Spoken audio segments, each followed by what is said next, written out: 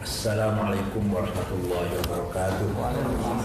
Bismillah, alhamdulillah, wassalatu wassalamu ala sayyidina Muhammad Rasulillah wa ala alihi wa sahbihi wa man tabi'a hudah. Yang saya hormati Hadratul Muhtaramin, ulama ana, al-musyarikin fi al-daurah, Mas Moderator, Mas Dr. Rumadi, Ketua Lapesdam. Setelah 8 tahun Rasulullah di Madinah ingin menuju ke Mekah dengan membawa sahabat kurang lebih 15.000. Ringkas cerita, sebelum masuk kota Mekah, berkemah dulu di luar kota, malam-malam menyalakan obor.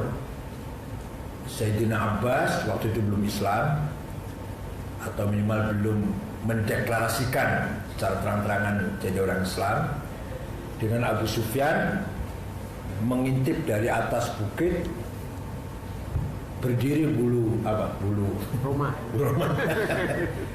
bergidip melihat balanya Muhammad kok ratusan ribu kira-kira lihatnya gitu, memenuhi lembah. Ketakutan, ngeri.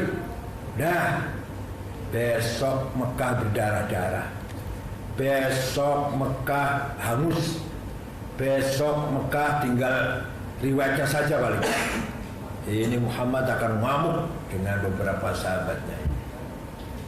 Begitu besoknya masuk, memang ada beberapa sahabat yang yel-yelnya al-yaum yaumul malhamah. Oh ini ya, bulan Ramadan tahun 8 Hijriah. Al-yaum yaumul malhamah, hari ini hari balas dendam. Yang dulu menghina kita hina lagi, yang dulu bunuh kita bunuh lagi, yang dulu gebukin nyiksa kita siksa lagi. Nabi dengar, siapa itu? FPI barangkali.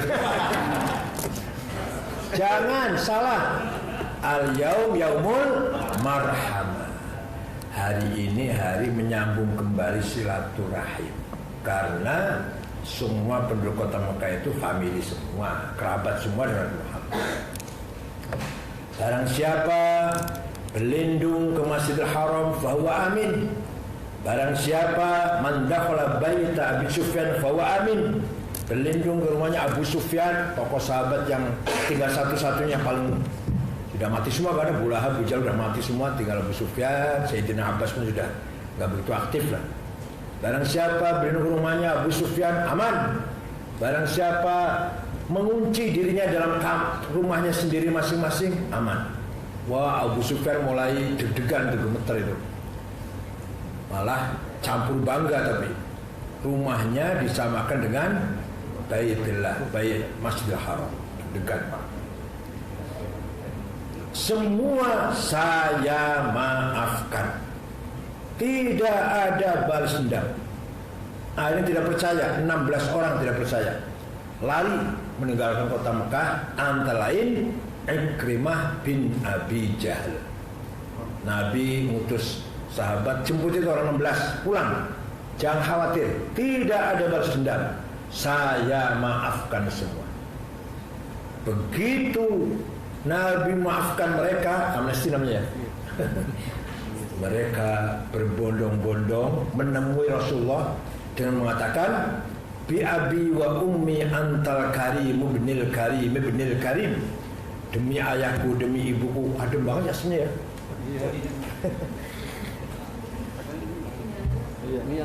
Demi ibu, demi bapakku, demi ibuku, engkau memang orang mulia, putra dari seorang yang mulia, cucu dari seorang yang mulia.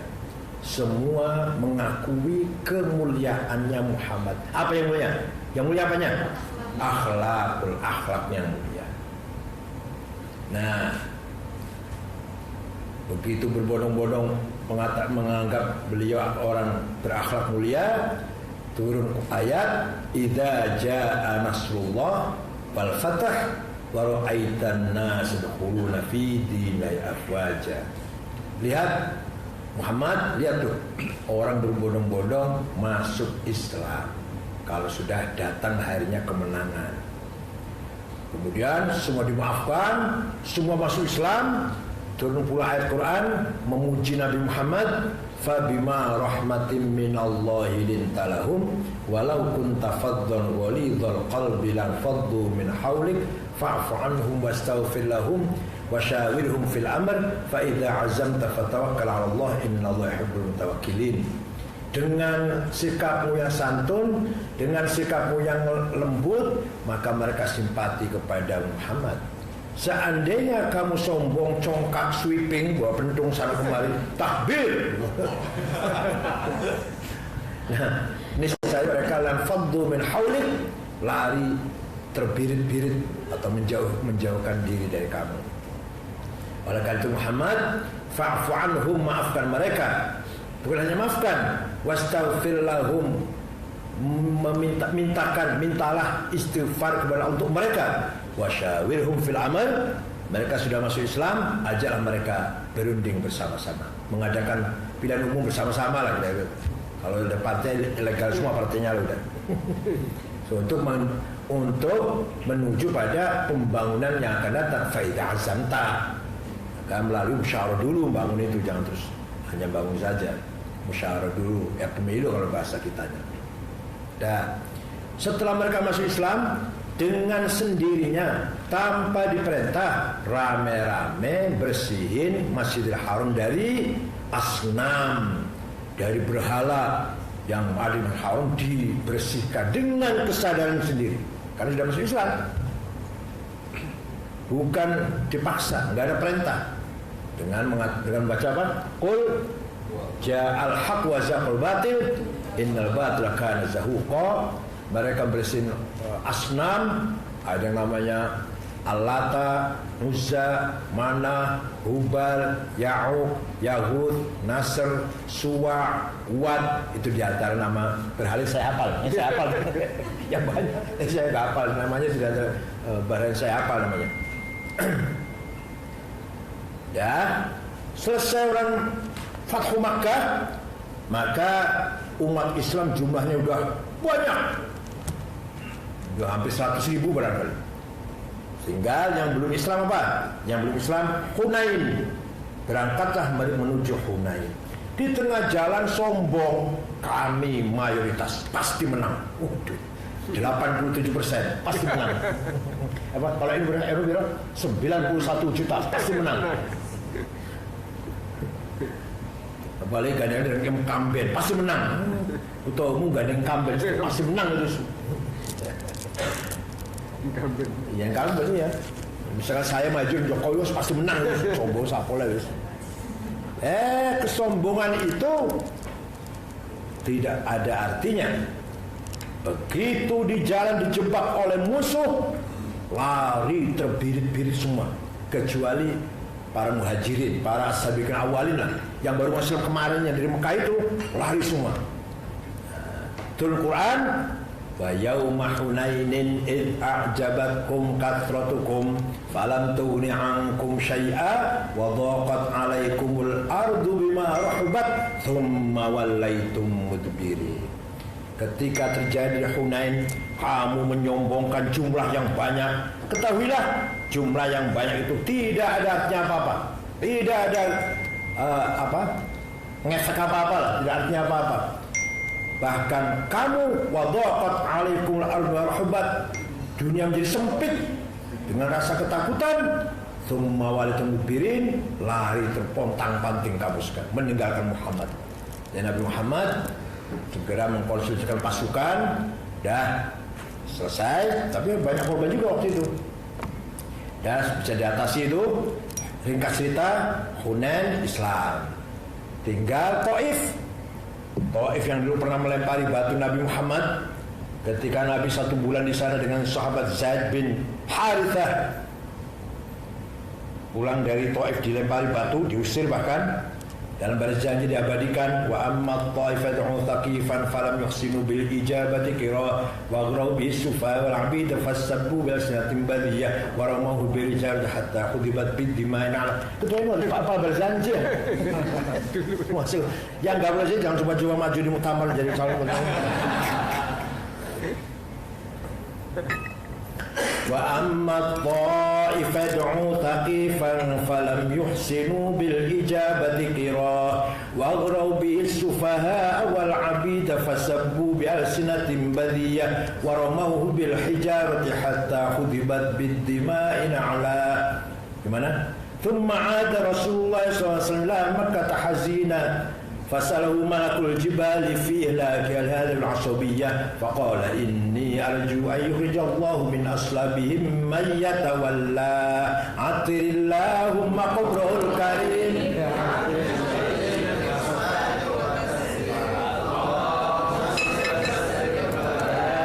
ثم أسر بجسده وروحه يقظة من المسجد الحرام صنعا القدسية وأرجو بالسماوات فرأى في الأولى وقالوا على ورأى في الثالثة عيسى بن بطل برية. Apa dulu saya? Satu betul. Nah, ringkas cerita Taif Islam, ringkas cerita ini. Bahkan ada kejadian pemimpin Taif pidato, sekarang kemenangan di tangan Muhammad. Muhammad kan masih Arab. Nah, kita harus cepat-cepat masuk Islam supaya Arab bisa memimpin. Maka saya katakan Taif itu masuk Islamnya karena ghanimah. Kalau Mekah karena qarabah. Kalau Madinah karena akidah. Mendapatkan ghanimah yang sangat banyak, mendapatkan harta rampasan perang, ratusan onta, bahkan ribuan onta, ribuan sapi, ribuan kambing digiring, dikumpulkan di Ja'ronah. Sekalian Nabi mau ihram umroh. Sayang Siti Aisyah sedang haid, maka Aisyah mikotnya di Tan'im. Nah, kalau Tan'im itu umroh perempuan, kalau umroh laki-laki Ja'ronah. 28 kilo itu dari kota Mekah jauhnya ke arah selatan belok kiri ke timur, selatan timur ya. Dikumpulkan, udah, ghanimah itu dibagi-bagi. Entah kenapa Rasulullah bagi-baginya aneh, nggak seperti biasanya. Yang senior sudah mantap Islamnya tidak dikasih satu ekor pun. Yang mu'alaf walaupun konglomerat dikasih 100 onta, 100 sapi. Abu Sufyan 100 onta, Al-Bakhtari 100 sapi. Ya, sahabat yang lain diam, semua diam. Ada yang marah-marah dari belakang maju ke depan, namanya siapa namanya? Enggak pernah baca hadis Muslim. Ini hari hadis Muslim, Kitabuz Zakah Babul Qismah, 12 riwayatnya ini. Maju dari belakang namanya Dzil Khuwaisir namanya. Orangnya kurus, tinggi, Jambutnya panjang, kepalanya botak, jidatnya hitam, gamisnya setengah sikil, setengah kaki, cekak. Persis, betul. Persis betul. Itu kata Imam Nawawi yang mensyarah itu. Imam Nawawi mensyarah hadis itu menggambarkan posturnya Dzul Khuwaisir, kurus, tinggi, botak, jambut panjang, jidat hitam, gamisnya setengah kaki. Maju ke depan sedang dengan mengatakan i'dil ya Muhammad, bagi-bagi yang adil dong, bagi-bagi. Enggak adil bagi-baginya ini. Yang lainnya semua diam semua itu. Nabi jawab, waihak, cilakalah kamu, ma'adala fil ardi minni, tidak ada lebih adil daripada saya di muka bumi ini. Yang saya lakukan ini adalah min amrillah, yang saya jalankan perintah Allah, bukan hawa nafsu saya, bukan kepentingan saya. Perintah Allah supaya bagi seperti ini. Orang itu pergi gloyor, Nabi menginformasikan A dini, A1 ya, A1. Informasi dini A1 ini. sayakhruju min dhi'i hadzal rajul qaumun yatlunal qur'ana wa la yujawizu halaqimahum hum syarrul khalqi wal khaliqah lastu minhum wa laysu minna. Nanti akan muncul dari umatku orang seperti ini. Orang seperti ini apa? Baca Quran tapi tidak melewati tenggorokannya. Artinya alias baca Quran tidak paham, baca Quran sangat tekstual, baca Quran tidak menggunakan akalnya, hanya hafal doang, hanya hafalan saja, terjemahan dari Jepang saja, nggak mau baca tafsir. Memang nggak bisa baca tafsir, mah. Bisa cuma dari Jepang, terjemah Jepang itu. Nggak bisa baca tafsir, dibaca Qurannya nggak baca tafsir, nggak tahu konteksturnya ayat itu. Nggak tahu makiyah pemadaniyah, nggak tahu ayat tasyri' bukan tasyri', ayat akidah, ayat akhlak, ayat tasyri', nggak tahu, udah nggak tahunya dari depan, cuma dari depan gitu kok, doktrin di luar, tahunya gitu. Maka kata Nabi Muhammad, mereka ini adalah syarrul khalqi wal khaliqah, sejelek-jeleknya manusia, bahkan lebih jelek daripada bahaim. Khaliqah ayil bahaim, binatang. Lastu minhum, saya tidak termasuk mereka, walaysu minna, dan mereka tidak termasuk golonganku. Ya Allah. Jadi kita nggak heran kalau sekarang lahir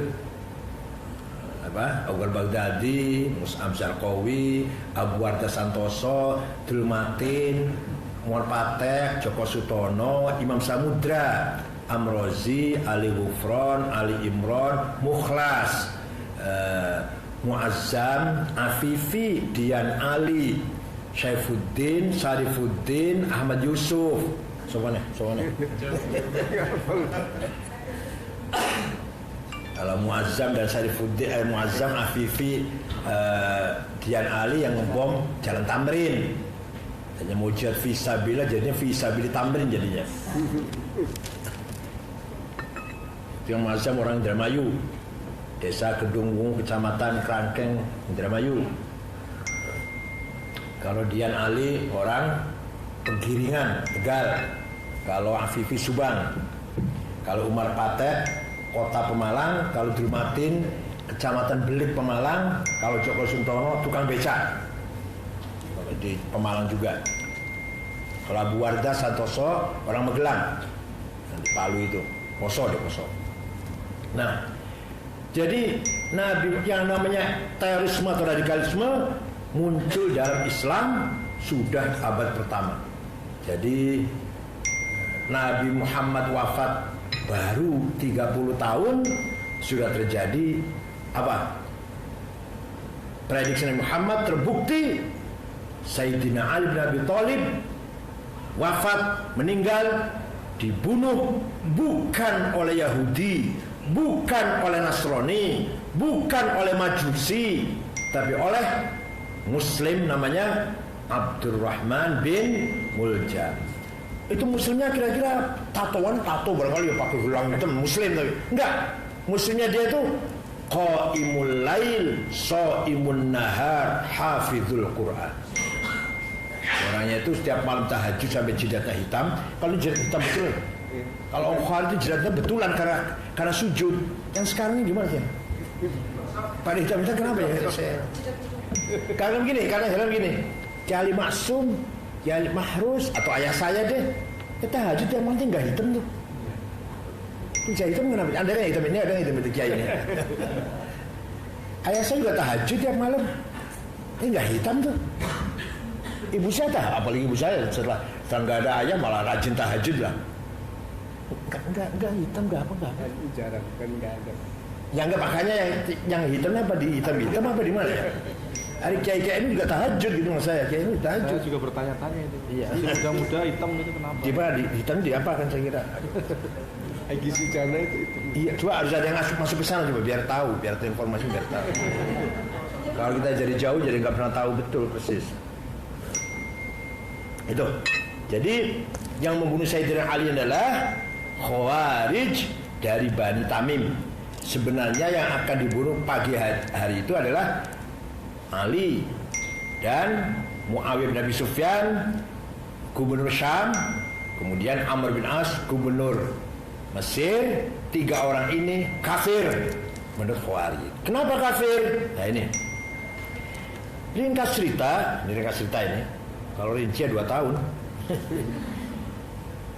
Selesai Ali mengalahkan Aisyah di perang Jamal dengan terbunuhnya Tolhah dan Zubair radhiyallahu anhuma di perang Jamal bersama 6.000 sahabat dari kedua belah pihak. Perang Jamal itu nggak ada yang menang, nggak ada yang kalah semua lah, nggak ada yang menang, nggak ada yang kalah.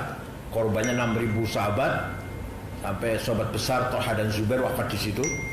Nah, selesai menghadapi ini, lah Ali pesan pada tentaranya, jangan bunuh Aisyah, ontanya saja, jangan nembak Aisyah lah, ontanya saja, ontanya tembak, ditumbak, dipanah, mati, Aisyah jatuh dihormati. Itu cerita perang Jamal. Baru selesai perang Jamal, Muawiyah ngajak perang, mendeklarasikan diri menjadi khalifah dengan jualan bajunya Utsman yang penuh berlumuran darah itu. Nanti terbunuhnya Utsman nggak tahu. Ya ini kan sulit mencari dengan sejarah gini. Sebelumnya nggak tahu, sejarah nggak tahu, jadi sulit, harus urut lagi itu dari belakang lagi. Mundur. Utsman itu dibunuh oleh massa banyak.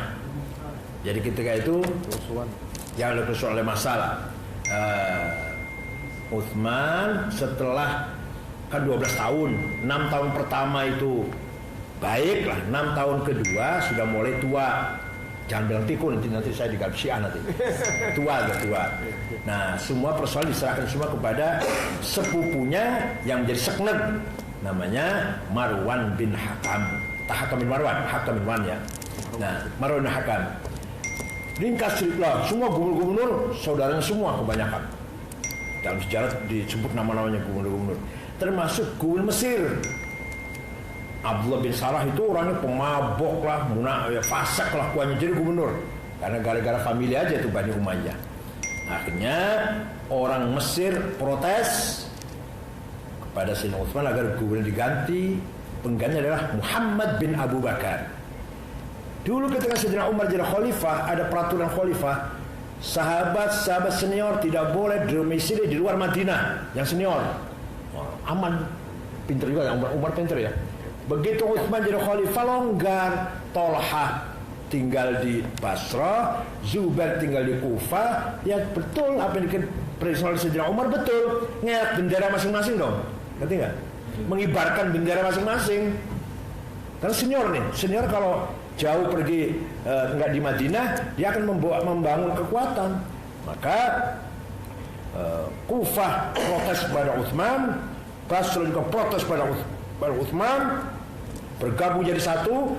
Mesir protes dari Mesir, dan Mesir dari barat, Basra Kufah dari timur, demo kepada Sayyidina Utsman. Akhirnya Sayyidina Ali lobby kepada Utsman, gimana nih? Kalau itu ente mundur saja lah. Oh nggak bisa. Dulu Nabi Muhammad telah mengatakan, Rasul mengatakan, kamu Utsman nanti akan memakai baju. Nah, ketika kamu memakai baju, jangan kamu lepas apapun terjadi. Ya udah kalau gitu kamu pecatin itu gubernur-gubernur yang masih saudara kamu. Nggak bisa. Kan di Quran juga, mana? Wa atidal qurba haqqahu. Saudara family dulu dong diangkat, yang ditolong, jangan. Sayyidina jamnya begitu. Nah, Sayyidina Ali nggak sanggup lagi membentengi, beliau uzlah lah, menjauh. Terjadi keributan. Akhirnya Utsman, oke, apa sih tuntutannya apa sih? Ya tuntutannya apa, maunya udah saya turutin semua lah. Yang Mesir gubernur diganti oleh Muhammad bin Abu Bakar. Yang Tolhah Zubair sana jadi gubernur sana, udah diturutin semua.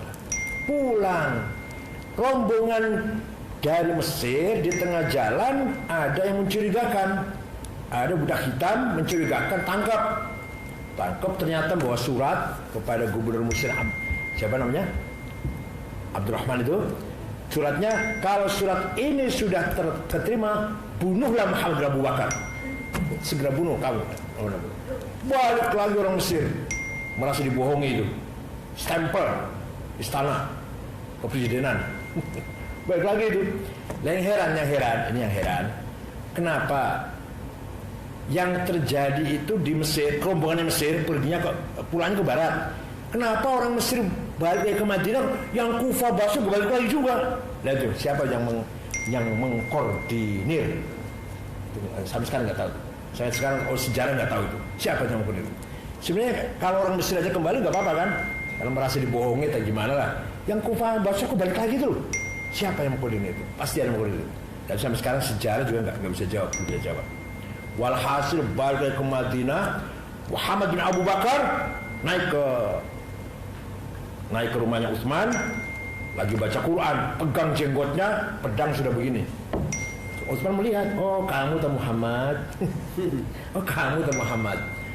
Kalau bapakmu tahu apa yang kamu lakukan kepada saya ini, pasti marah bapakmu, pasti nggak senang bapakmu, nggak meridhoi, nggak jadi.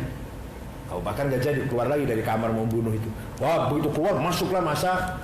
Jadi siapa yang bunuh Utsman sampai sekarang juga persisnya nggak tahu.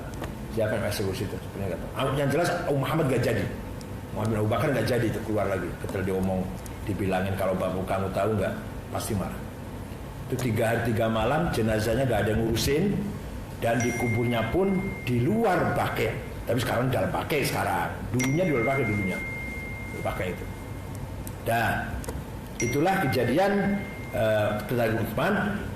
Tolha, Zubair langsung menganggap bahwa di belakang pembantu khalifah adalah Ali. Begitu pula Muawiyah.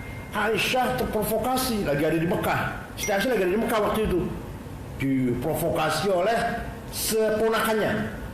ponakannya namanya anaknya Abu bin Zubair, cucunya Abu Bakar, cucunya Asma itu kakaknya Aisyah. Terprovokasi, berangkatlah dengan membentuk pasukan dari Mekah, bergabung dengan dari Kufah dan Basrah menuju Madinah. Terjadi perang Jamal, karena memimpin adalah Aisyah. Aisyah naik onta, maka disebut perang onta. 6.000 sahabat dua belah pihak gugur, nggak jelas itu. Termasuk yang gugur itu adalah Tolha dan Zubair. Pada itu minas sabiqin awalin al-mubasysyari bil jannah. Tolha dan Zubair itu dua orang sahabat yang sudah dikasih tahu pasti masuk surga. 10 kan? Abu Bakar, Umar, Utsman, Ali, Sa'id, Tolha, Zubair, Abdullah bin Auf, Abu Ubaidah, Amr bin Jarrah. Ini asyarah al-Basyirin bil jannah. Tapi matinya kayak gitu, matinya di perang saudara. Tapi pasti masuk surga pasti. Kita yang nggak pernah perang nggak pernah masuk surga.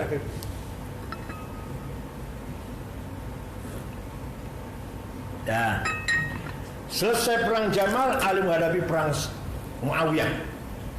Muawiyah dengan mengibarkan bajunya Utsman yang berdarah-darah, mari kita balas Abu Turab. Gak pernah mengatakan Ali. Mengatakan Ali nanti orang langsung berpikir, bingung. Ya, Abu Turab itu memang panggilannya Ali. Suatu ketika Ali tidur tidak bantalan, bantalnya tanah itu, tidur di atas tanah. Rasulullah tahu, anta Abu Turab, kamu bapaknya tanah. Abu Turab. Jadi ya Abu Turab, panggilan kinayah dari Rasulullah memang. Tapi oleh Muawiyah dijadikan la'anallah Abu Turab. Allah melaknat Abu Turab karena dialah di belakang pembunuh khalifah. Terus provokasi terus. Nah, kemudian terjadi peperangan. Dalam peperangan itu pasukan Ali menang sudah. Udah menang, dikit lagi menang. Sama komandannya Malik bin Sabit, sudah lupa namanya, sudah lama gak cerita ini. Oh namanya Malik, yang namanya Malik komandannya itu. Udah menang. Amr bin As melihat gejala ini, ngomong sama Muawiyah, sepupuan nih. Tuh lihat, kita kalah tuh, gimana tuh? Gimana kata kamu? Kata Muawiyah. Dah ada cara. Apa coba? Tapi apa dulu dong? Apa dulu saya dikasih apa dong? Kalau saya pendapat saya di situ dikasih apa ini? Kamu maunya apa? Gubernur Mesir. Ya udah, gubernur Mesir. Mau jadi gubernur Mesir, tapi saya punya pendapat nih. Besok nanti malam istirahat. Besok begitu maju ke lapangan, pasukan kita mengibarkan mushaf, artinya ngejak damai. Itu nanti Muawiyah, kata Amr bin As, pasukan kita solid, pasukan Ali pasti ada pro kontra. Ada yang setuju damai, ada yang nolak damai. Pasti ada ya. Ayo, kalau nggak percaya besok yuk taruhan. Kira-kira itu baca. Betul. Besoknya pasukan Muawiyah di ujung tombaknya mengibarkan Al-Quran, pasukan Ali pecah. terus, ada yang bilang terus, ada yang bilang untuk damai kok, podo Islami loh, sama-sama Islam, bahkan beberapa sama-sama suku juga, ada yang satu suku sebelah sini, masa pas kita mau terus bunuh mereka juga mau. Tadinya Ali itu terus, Sayyidina Ali pendapatnya terus, Sayyidina Ali. Ada sekelompok orang yang dari Bani Tamim, kalau tidak berhenti akan terjadi Utsman kedua. Artinya kamu akan saya Utsmankan, akan saya apa kan? Akan saya setofkan, akan saya Utsmankan. Artinya akan saya bunuh kamu, kata kelompok orang dari Bani Tamim. Ali nurut jadinya. Damai, udah damai tahun depan. Bulan Safar tahun depan. Bulan kemudian itu perangnya itu Syawal, jadi Safar di kota Dumatul Jandal. Masing-masing pihak mengutus utusan 300 orang. Dari pihak Muawiyah Amr bin As, dari pihak Sayyidina Ali Abu Musa al-Ash'ari. Orangnya Kiai sepuh, Manggawae itu. Terserah situ aja lah, kira-kira gitu namanya Kiai sepuh. Mustasyan. Begitu kumpul sebelum di pertemuan dibuka, kata Amr bin As, kita bicara dulu dah di ruang transit berdua bicara dulu. Kata Amr bin As, sebelum ini supaya cepat saja, kita nanti masing-masing atas nama mewakili masing-masing menyatakan mengundurkan diri. Ya udah, kata Musa, udah Manggawae lah, setuju aja. Keluar dari kamar, di mukanya di depan orang banyak, kata Binas, nanti yang lebih sepuh dong. Akbaru minni sinnan wa aqdamu minni islaman. Lebih dulu Islamnya, lebih sepuh umurnya. Abu Musa naik, saudara-saudara sekalian. Saya berdiri di sini mewakili Ali, dengan ini menyatakan Ali mengundurkan diri dari khalifah demi perdamaian. Dia turun, naik Amr bin As. Dan saudara sekalian, saya atas nama Muawiyah bin Abi Sufyan, karena sekarang sudah tidak ada khalifah, maka setapkan Muawiyah jadi khalifah. Tepuk tangan bubar. Akhirnya Muawiyah jadi khalifah. Yang dulu yang tadi memaksa Ali agar menerima damai, menghentikan perang, berbalik gara-gara kamu menerima perdamaian, gara-gara kamu menerima musyawarah, maka jadi begini nih. Maka kamu kafir, kamu menggunakan musyawarah, tidak menggunakan Quran. La hukma illallah, tidak hukum kecuali Allah. Malah tadinya orang Khawarij yang tadi menekan Ali, mengancam agar menerima perdamaian, sekarang berbalik menyalahkan Ali karena menerima perdamaian. Tapi orang nggak tahu gimana orangnya. Ya orang Badui lah, orang Badui. Bani Tamim, jangan salah. Muhammad bin Abdullah juga dari Bani Tamim. Bani Wahabi itu dari Bani Tamim. Abu Jandal, Mubarak, Salim bin Mubarak yang ikut ke ISIS, Bani Tamim itu. Dari Malang yang sudah mati di Suriah. Abu Jandal yang nantang Pak Tarman, nantang Muldoko, nantang Banser, mati udah di itu Bani Tamim juga. Hati-hati dengan Tamim itu. Orang baju cekek, orang baju asli. Yang tadinya mengancam Ali kalau enggak menghentikan perang saya bunuh, sekarang berbalik gara-gara kamu terima perdamaian.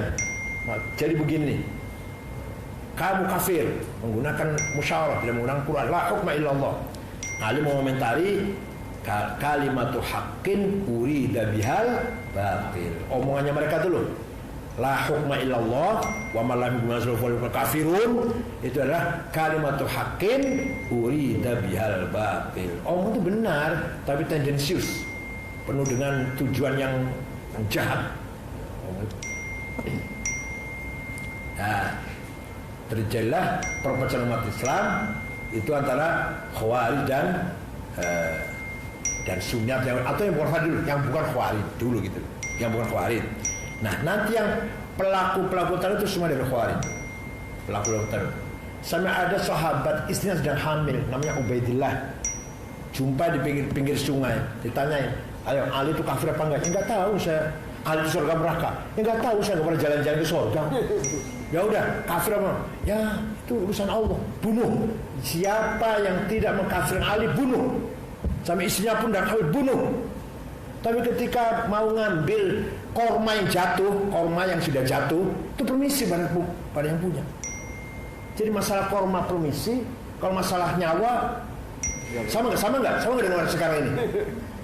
Saya pernah ceramah di Polda Metro Jaya.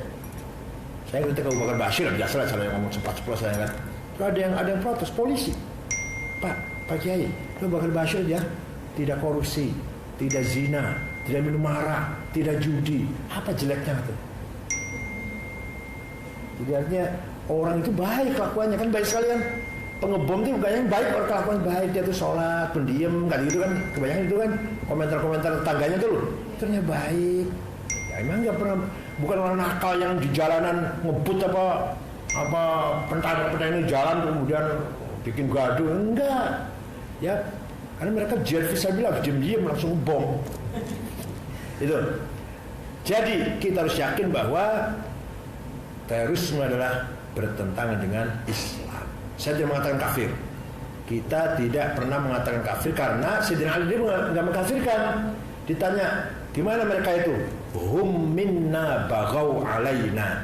Mereka itu Islam, nggak kafir enggak, tapi baghaw alaina. Mereka sporadis ya, gerakan separatisme lah. Ada 4. Yang paling jahat namanya Azariqah. Itu yang mengkafirkan semua yang bukan Khawarij. Kafir akidah, halal darahnya, anak kecilnya pun boleh bunuh. Ada Asfariyah yang kafir, yang orang besarnya saja, anaknya enggak. Ada yang paling rendah Jarudiyah, mereka itu adalah kafir kufron ni'mah. Untuk Khawarij macam-macam, perkembangannya seperti itu. Nah yang menarik ya, ini bolak-balik ke zaman. Negara Oman yang ibu kota Maskot itu loh, itu madzhab fikihnya Al-Ibadiyah. Abi Abdurrahman Al-Ibadi, fakihnya, ulama fakihnya Khawarij, tapi akidahnya halus, nggak radikal. Akidahnya Sunni lah, akidahnya Sunni. Yang Saudi, yang fakihnya katanya ngakunya Sunni, akidah Khawarij. Ini ulama zaman, Yang resmi, bahkan resmi mengaku madzhab Abi Abdurrahman Al-Ibadi itu Oman resmi, madzhabnya resmi Al-Ibadiyah. Itu ulama Khawarij, fuqahanya min fuqahal Khawarij resmi, tapi nggak galak, nggak radikal.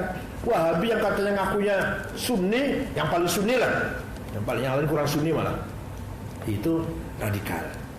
Jadi itulah sejarah sekilas bahwa radikalisme, terorisme itu sejak dulu sudah ada. Oleh karena itu, ketika kita memahami Al-Quran, baca Quran, tapi tidak mengikut sertakan pemahaman konteksnya, asbabun nuzulnya, pasti salah, pasti akan berbahaya. Di Quran memang banyak ayat jihad, memang banyak. Alladzina, ada nggak Quran? Kalau salah tolong betulkan. Alladzina ukhriju jarihim wa udhu fi sabil wa qatalu wa qutilu wa kafir. Mana semuanya? Al-Quran itu mana? Walladzina jahadu ya. Barang siapa keluar dari rumah jihad, wa qatalu wa qutilu, membunuh atau dibunuh, lau kaffiranna anhum sayiatihim wa adkhilan jannatin kal anhar. Itu awal ayat, walladzina kharaju apa? Wajah fisabilillah terusnya.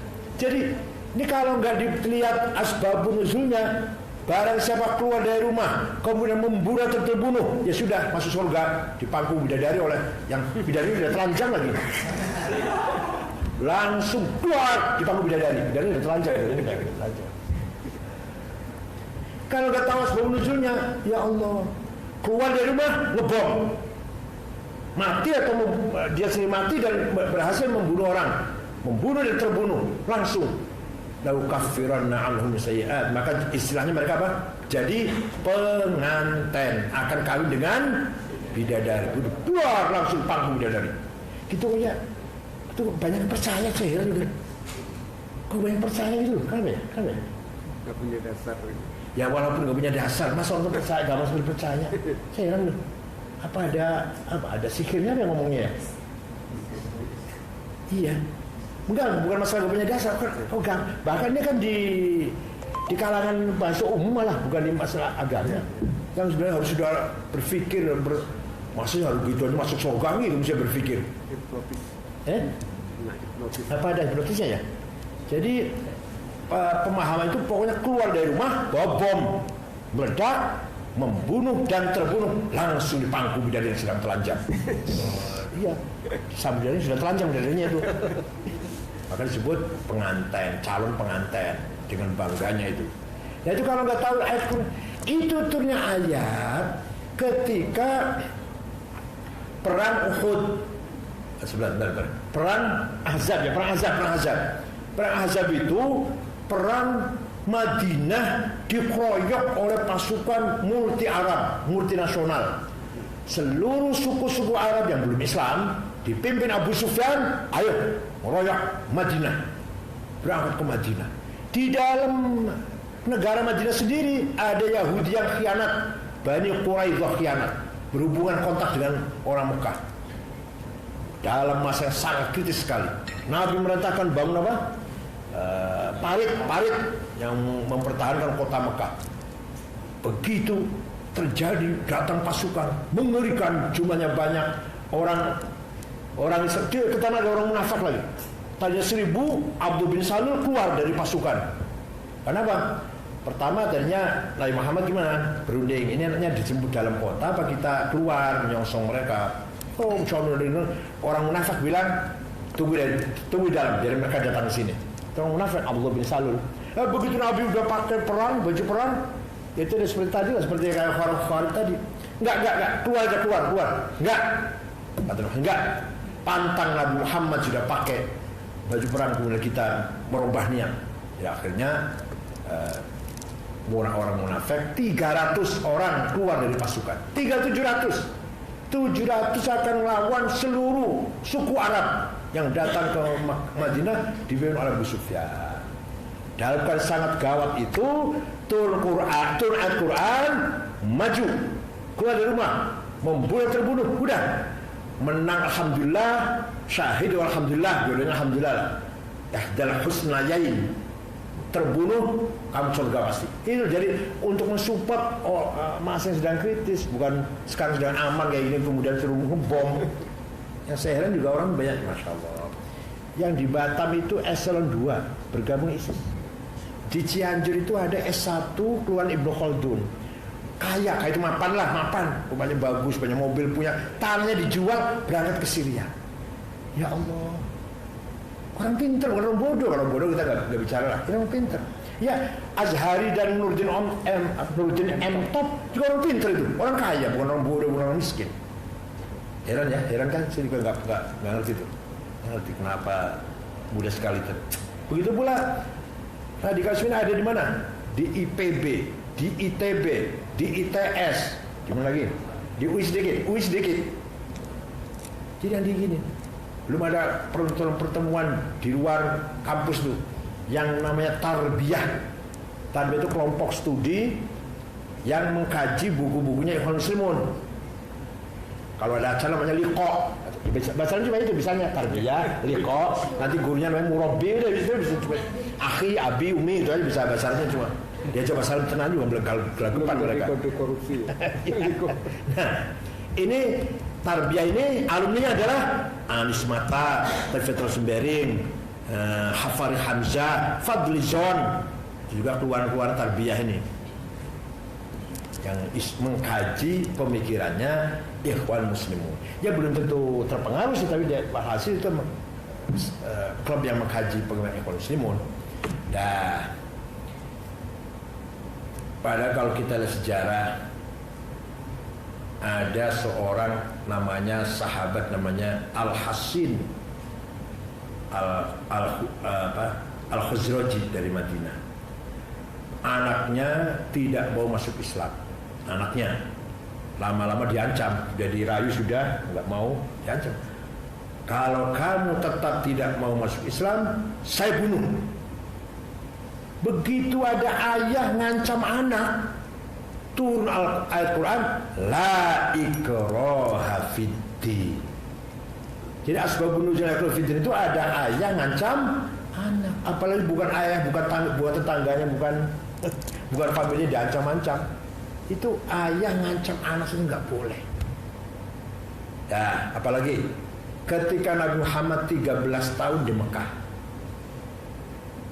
di Masjidil Haram itu ratusan berhala. Nabi nggak pernah merintahkan pecahin berhala, nggak pernah. Jadi kasaran nih, mau nyusul nih bahasanya vulgarnya begini. Nabi sholat, Nabi tawaf, nuafin berhala juga. Di atas Ka'bah ada Hubal, berhala Hubal.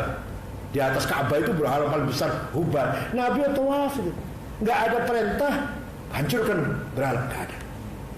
Artinya apa? Artinya al-amnu qablal iman.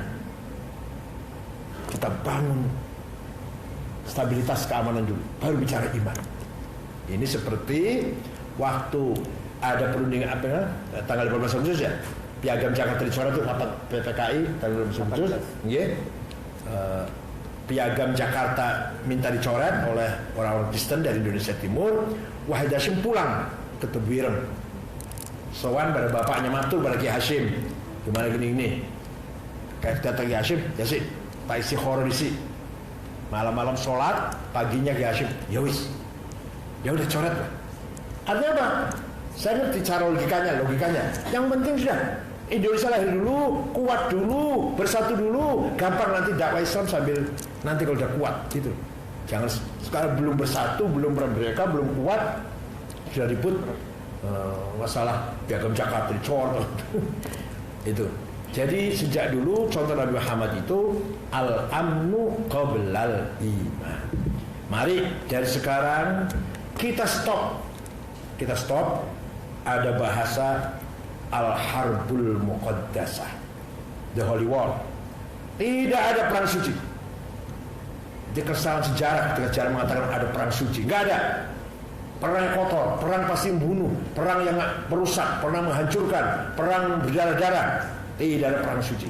Mari kita stop bahasa itu, kita kembali pada Islam, artinya salam, artinya salamatun, artinya taslim.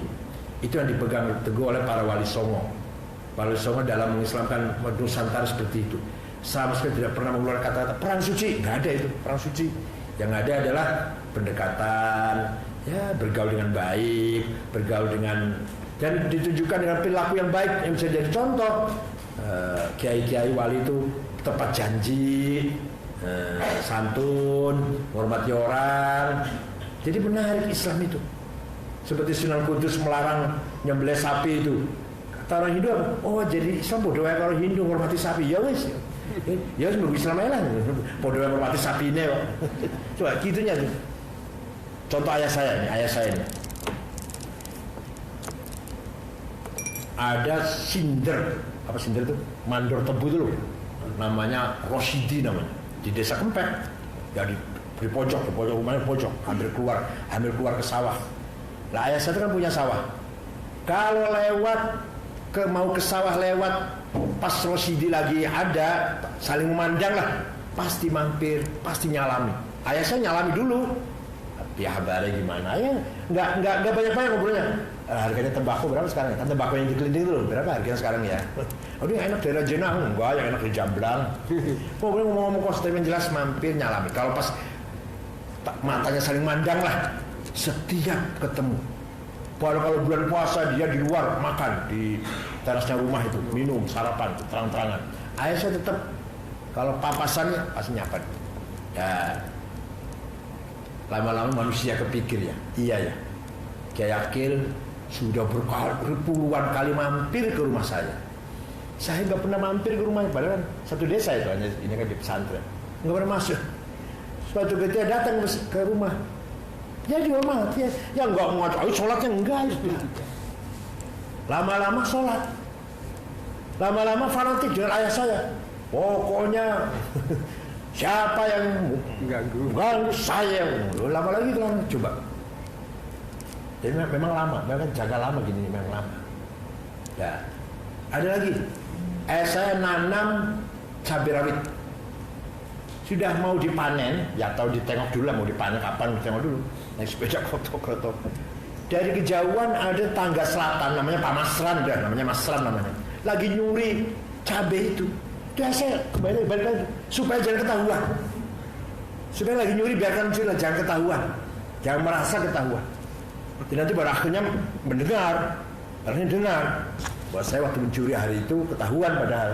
Itu aku minta maaf dan menjadi orang baik dan berhenti mencuri. Kalau ada orang mati sekitar 1 kilo, 1,5 kilo, daerah Gempol atau daerah Pegagan namanya, itu kalau diundang nyolatin ayah tuh nggak mau dijemput. Supaya apa? Supaya bisa ngejak santri banyak, nyolatin rame-rame.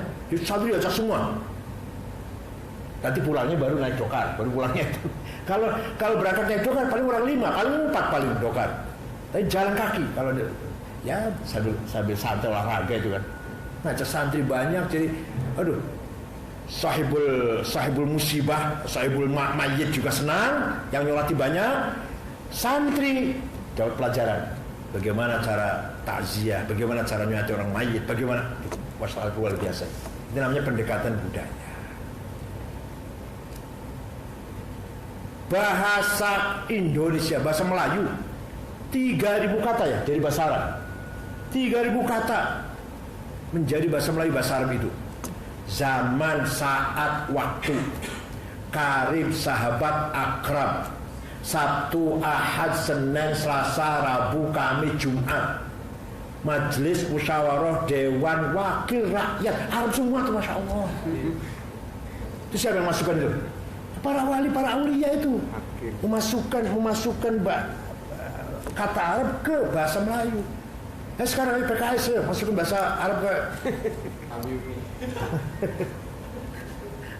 berisik bisa nggak masuk bahasa Indonesia pelan-pelan tapi nggak terasa gitu. Ini nggak terasa. Alat, adat, salat, rahmat, selamat. Ini ada yang menarik ya. Kalau ibadahnya orang Indonesia kebanyakan dari Yaman, Syafi'i, tapi kalau bahasa Indonesia dari bahasa ini berarti dari Persia, dari Iran. Iran itu bahasa Arabnya sholat, bukan sholah. Kalau orang Arab sholah, rahmah. Orang Iran nikmat, rahmat. Nah, itu yang masuk Indonesia. Heran tuh. Jadi sembayangnya dari ibadahnya datang dari Yaman, dari Syafi'i. Yaman tuh dari India lah, dari Jaludin Malibari. Tapi sebelum Jaludin sudah masuk ke sini kok. Kalau bahasanya dari Iran, coba. Hakim, hukum, adil, zolim, amar ya amar. Orang, lah mereka nggak terasa tuh. Ente terasa sampai ya. Ini orang luar yang makin bawa itu dari bahasa Arab, nggak terasa. Oh ini dari bahasa Arab, iya. Jadi Sabtu, Ahad, Senin, Selasa, Rabu, Kamis itu dari bahasa Arab itu. Hanya Arab Jawa deh, Senin, Selasa, Arab Jawa kan. Al-Itsnain, Al-Tsulatsa, Al-Arbi'a, Al-Khamis, Al-Jumu'ah, As-Sabt, Al-Ahad. Jadi bahasa semua. Majelis, diwan, wakil, musyawarah, rakyat. Itu bahasa Arab semua. Rakyat. Walhasil itulah cara-cara dakwah. Selama itu masih dipakai, selama kata-kata tadi masih dipakai menjadi bahasa Indonesia, selama itu Islam masih ada di Indonesia. Kalau dia hilang semua baru itu, baru hilang dari Indonesia barangkali. Dan Masya Allah kalau kita lihat ya, yang dakwah dengan bilhal ini, yang dengan budaya ini, kalau kita lihat di Cina, coba betapa jahatnya komunis yang menyiksa, menutup masjid jadi kandang babi, jadi kandang apalah, jadi gudang. Sekarang terbuka, bangkit dan luar biasa Muslim Cina ini. Di Xinjiang bangun masjid besar sekali bagus, di sana ada 16 juta, di Beijing ada 2 jutaan, masjid udah bagus-bagus, di Xi'an, di Nanxing, di Guangzhou. Kenapa? Karena dulu masuknya Islam di sana juga melalui dakwah yang bil hadarah, bil thaqafah. Buktinya ada sahabat di Cina, di Guangzhou ada 2 sahabat. Dan ada pula 700 ulama ketika dinasti Zoom. Itu kebanyakan ulama, kalau lihat nama-namanya dari Iran tuh, 700 ulama itu dikubur di Cina, Islam semua itu. Nah, insya Allah nanti deklarasi NU Beijing insya Allah. Sudah ada 75-an anak-anak Indonesia. Walhasil dakwah yang dengan seperti ini akan lestari. Kenapa? Karena budaya menjadi infrastruktur agama.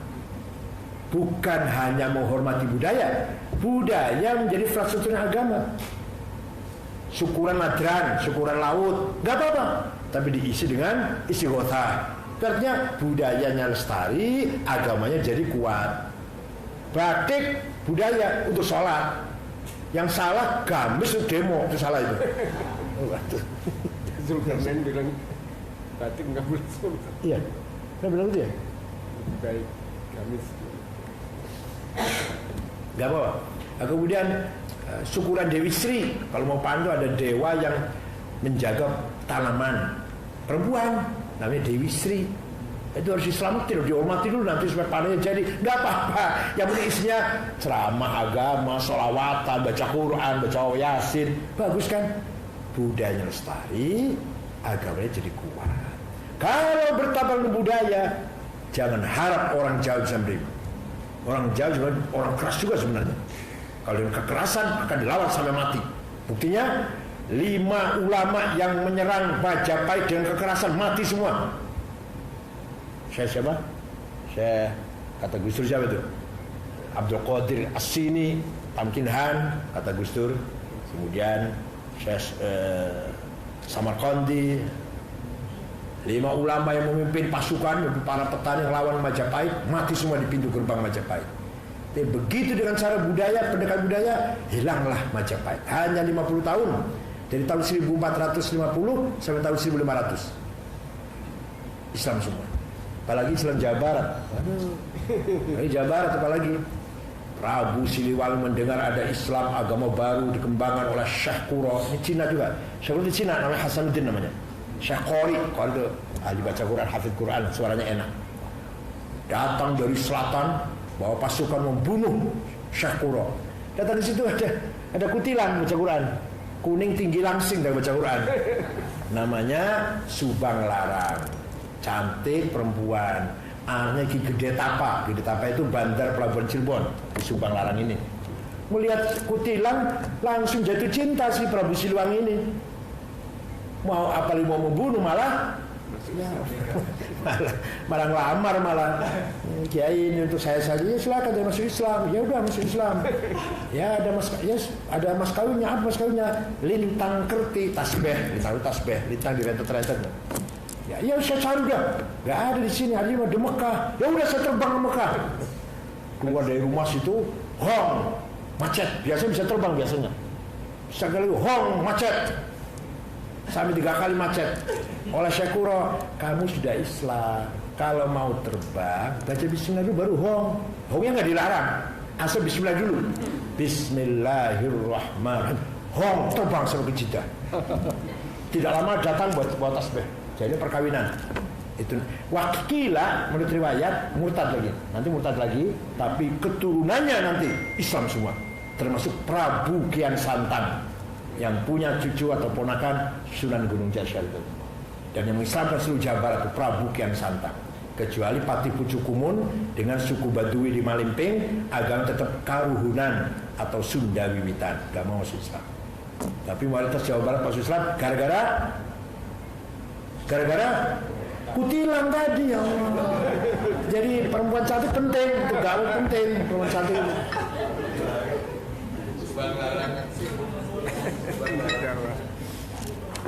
Itu pendekatan apa namanya? Ini pendekatan budaya pendekatan apa namanya? Pendekatan perempuan.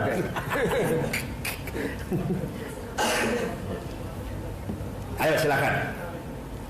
Maka kita harus mengakui siapa yang menentang dakwanya para wali pasti gagal. Siapa yang menentangnya pasti gagal. Coba yang terjadi di mana-mana di Timur Tengah. Karena dulu dengan peperangan, maka mudah sekali perang. Kalau di kita karena tidak peperangan maka tidak jarang perang, kecuali di Madura kalau di NU dan Syiah itu boleh perang itu. Benar sekali apa yang dikatakan oleh seorang penulis dari Mesir, man laisa lahu ard laisa lahu tarikh wa man laisa lahu tarikh laisa lahu dzakhirah. Barang siapa tidak punya tanah air maka tidak punya sejarah. Sejarah kan diukurnya di atas tanah. Sejarah itu diukir di atas tanah air. Kalau nggak punya tanah air, ya nggak bisa mengukir sejarah. Kalau punya sejarah, ya dilupakan. Akan dilupakan oleh generasi yang akan datang. Kayak Syukurdin ini. Syukurdin lagi berjuang ingin menjadi negara sendiri supaya bisa punya sejarah. Kalau nggak punya tanah air, dilupakan dengan sejarah, nggak akan tercatat. Mengapa Quran masih mengabadikan sejarahnya Fir'aun? Karena Fir'aun punya tanah air. Mengapa Rasulullah hijrah ke Madinah? Ingin punya tanah air. Dari tanah air itulah, dari tanah air yang kokoh, yang kuat itulah akan mengembangkan dakwah. Oleh karena itu, Indonesia sebagai Daulatul Mu'ahadah, Daulatul Ittifaq, negara kesepakatan kita ini. Sepakat bahwa kita ini bersatu dulu deh. Bersatu dulu. Dasarnya Pancasila. Dan nggak usah diungkit-ungkit, nggak usah diperdebatkan. Dan Pancasila itu namanya kesepakatan kita sebagai warga bangsa dalam rangka berbangsa dan bernegara. Dan adapun sehari-hari kita, ayo dakwah. Ayo dakwah. Pendidikan dimajukan, ekonomi dimajukan orang Islam. Dakwah terus-menerus, kita ajak umat manusia agar Islam, agar taat pada agama Islam. Itu namanya dakwah dalam koridor negara kesatuan. Jadi Pancasila jangan dipersoalkan. Pancasila sudah menjadi kesepakatan kita bernegara, bukan agama. Pancasila bukan agama. Pancasila bukan akidah, bukan akidah, bukan agama. Kesepakatan kita bernegara, hidup bersama di sini, hidup bersama di Nusantara ini dengan Pancasila. Dan sepakat di dalam kesepakatan Pancasila itu, ayo kita dakwah, ayo kita majukan pendidikan, kita majukan umat Islam lah dari segala aspeknya. Jadi mempertahankan Pancasila itu dalam arti kita mempertahankan bangsa Indonesia yang dalam bangsa Indonesia itu di dalamnya umat Islam mayoritas. Yang diharapkan umat Islam berperan di situ, syuhada 'alan nas litakunu hadirina fil mujtama' syuhada 'alaihim syuhudan diniyan hadariyan thaqafiyan iktisadiyan siyasiyan. Mari umat Islam hadir di dalam pertarungan dinamika politik ini atau masyarakat negara ini, hadir di masing-masing lini. Huduran dinian, huduran ilmian, huduran iktisadian, huduran thaqafiyan hadarian, huduran siyasian. Politik pun harus kita kuasai di dalam koridor Pancasila negara kesatuan Indonesia ini. Kita bukan negara agama, tapi negara yang umatnya beragama, negara yang warganya beragama. Bukan negara agama, tapi negara yang warganya beragama dengan dasar Pancasila ini. Dalam Pancasila itu ayo kita berebut, berebut menang, berebut berkuasa, berebut. Walhasil litakun syahid supaya kamu berkuasa, maknanya lah. Wa kadzalika ja'alakum ummatan wasaton, kita wajib membentuk umat. Tidak boleh sendiri-sendiri. Wajib berorganisasi umatan. Wasaton yang moderat, supaya apa? Litakun syahid agar kamu berkuasa. Bukan hanya politik loh ya. Kuasa dalam agama, pendidikan, ekonomi, malah politik nomor 14 lah, nomor 14. Tapi penting. Soalnya kalau ada pilkada lumayan, tamunya banyak saya. Kalau ada mulai pilkada lumayan, tamu saya banyak di bawah nomor 3. Penting sih penting, tapi nomor 14. Yang lebih penting lagi adalah coba tantangan banyak sekali mas. Kezaliman akademik di Pak Hanif ya. Yang namanya ilmu itu kalau datang dari Amerika, kalau datang dari Eropa, ilmiah. Coba saya ceramah berdasarkan Imam Ghazali, dengan Abdul Hasan Asy'ari, Pak Kilani, orang ilmiah ini. Kalau yang disebut siapa namanya misalkan? Namanya siapa misalkan? Ekwan. Wah, itu baru ilmiah. Ini namanya kezaliman akademik. Bukan berarti kita harus mandek pada Al-Ghazali, Ibnu Sina, bukan, tapi membuatnya dilirik. Sebenarnya dari permulaannya Ibnu Sina telah membangun filsafat, Jabir bin Hayyan membangun matematika, walaupun aljabarnya Jabir sudah nggak bisa dipakai, tapi ya dimulai dari Jabir, kedokteran dimulai dari Razi, apalagi ilmu peredaran darah dimulai dari Ibnu Nafis, peta dimulai dari Al-Idrisi, penerbangan dimulai dari Abbas bin Farnas dan seterusnya lah. Boslah buat navigasi dimulai dari Majid bin Ahmad yang menciptakan Boslah itu. Asalnya mencari kiblat asalnya. Lama-lama jadi navigasi pesawat terbang kan. Jadi yang namanya ilmu itu ini Bukan ngomong kosong. Anak saya namanya Rihab, saya jadi ketua MWA UI, Majelis Wali Amal UI. Tamat dari S2 dari Malaysia, uruskan S3 di UI. Judulnya Psikologi Islam, ditolak. Islam nggak ada psikologi. Islam nggak ada. Ini sekarang di UIN, dibimbing oleh Haji Mati Azra. Tulisannya insya Allah bagus sekali, insya Allah tulisannya mengkritik Maslow, psikolog Yahudi itu, dengan Imam Ghazali. Contoh, kata Maslow, orang kalau mencapai peak puncak itu akan kesepian. Paling kaya, paling menang, paling cantik, paling kuasa, paling kaya, itu akan paling terkenal, akan kesepian. Maka akhirnya bunuh diri atau narkoba. Kata-kata Ghazali enggak.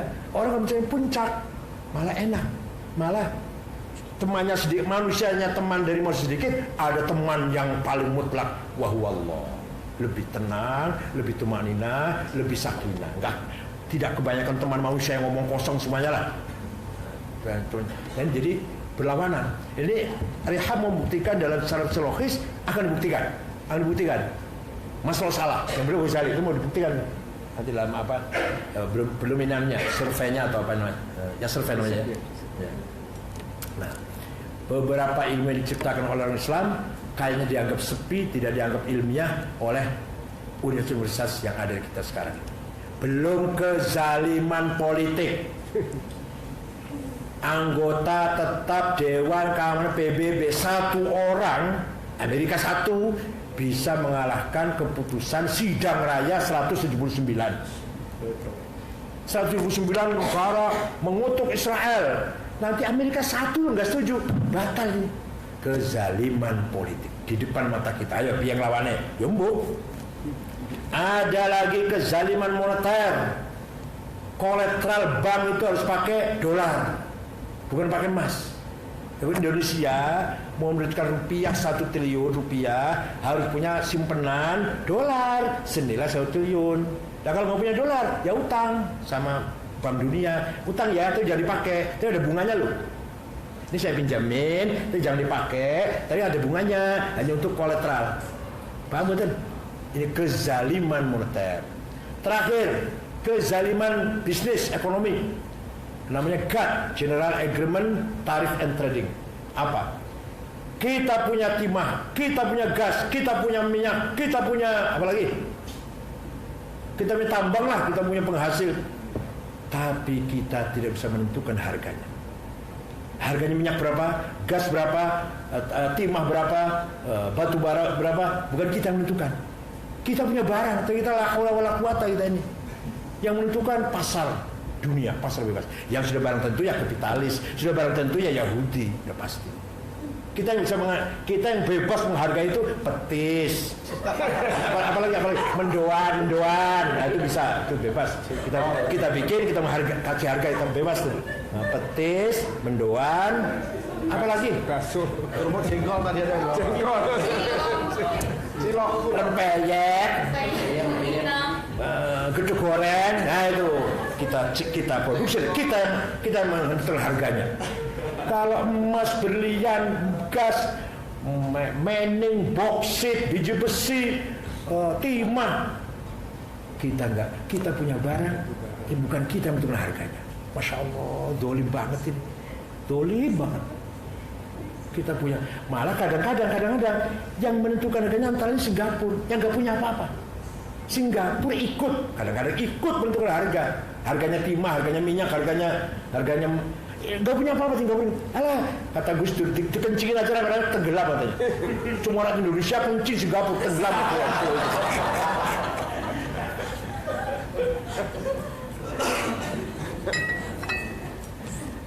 Bukan kemarin ya, puluhan tahun yang kemarin kita ada harapan Islam bisa bersatu. Ketika Raja Faisal dengan gagasan At-Tadhamun Al-Islami membentuk OKI.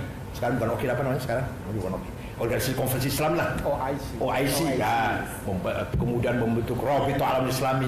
Ada harapan walaupun kita ini negara masing-masing, tapi ada pertemuan-pertemuan yang bisa menyatukan sikap, menyatukan solidaritas sama. Ada harapan, sekarang begitu nanti ada harapan OKI-nya bisa kuat, Rabithah Alam bisa kuat, nanti kita punya dinar. punya sistem moneter sendiri, kita punya pasar, menentukan harga sendiri. Dimulai dari situ dulu, dimulai dari solidaritas yang solid dulu. Nah sekarang bubar lagi, udah buyar dah, udah mimpi bank Islam, mimpi moneter Islam udah hilang udah. Harga minyak seragam udah hilang, harapan udah hilang, harapan itu mimpi. Itu baru mimpi tadinya, baru mimpi. Ada Robito, ada Oki, Raja Faisal mengajak semua bersatu walaupun negara dewe-dewe, tapi akhirnya ada solidaritas yang kuat. Nanti akan ada melangkah pada ekonomi Islam, sistem moneter Islam, bank Islam, pasar Islam. Dah hilang sekarang. Dah Irak perang terus, Suriah perang terus, mana mikir mau pasar, mikiri sistem moneter dirham dinar. Udah perang aja terus sampai kapan? Wallahu alam. Sudah 1,5 juta lebih di Irak ini. Di Suriah ada 600.000 di Suriah ini. Di Yaman ada berapa ini? Yaman udah kelaparan, kolera, udah macam-macam ini. Udah kolera, ya, kelaparan ya. Somali bubar. Negara bubar, Somali negara gagal, negara bubar. Negara bubar jalan Somali. Bodolan marinirnya yang suka apa namanya? Membajak kapal di Laut India. Itu bodolan marinirnya Somali. 100% Islam, 100% Syafi'i. 100% itu Syafi'i. Kalau Irak mending ono muslimnya lah. Tapi yang perang yang Islam saja di Irak juga. Non muslim nonton, non muslim nonton. Ini lama-lama eksistensi budaya rontok, kemudian perang kalah, perang jelas kalah, perang kalah, rugi lah. Islam di Irak, dua-duanya di mana saja Islam perang saudara, Islam kalah namanya. Kemudian budaya kita rontok, radikalisme datang kemari, sudah selesai Islam. Selesai qimatul Islam, nilai Islam dah hilang kalau enggak kita pertahankan. Jadi saya sering mengatakan, saya, Gus Dur, Pak Quraish Shihab, Gus Mus ke Timur Tengah mencari ilmu, pulang bawa ilmu, tidak membawa budaya. Pak Quraish, Pak Abdul Munawar, saya pulang pakai baju, pakai celana, pakai sarung. Saya enak pakai sarung lah. Nah mereka ini ilmunya minim, yang bawa budayanya langsung gamis, jenggot, masya Allah. Tidak. Jadi mereka tuh bangga dengan budaya Arab. Kalau saya enggak tuh budaya. Saya enggak bangga dengan budaya Arab. Saya bangga dengan Nabiullah Arab, Nabiullah Muhammad Arab, bangga dengan bahasa Arab, bangga dengan Quran, bangga dengan syair. Saya bangga dengan cara Arab. Tapi dengan cara berpakaian, cara tatan hidupnya atau masyarakatnya nggak sama. Dengan kita nggak sama. Tertutup lah, sendiri-sendiri, egois, temperamental, nggak ada basa-basi. Anak pegang kepalanya bapak, biasa. Anak pegang kepalanya bapak. Jadi nggak cocok kan?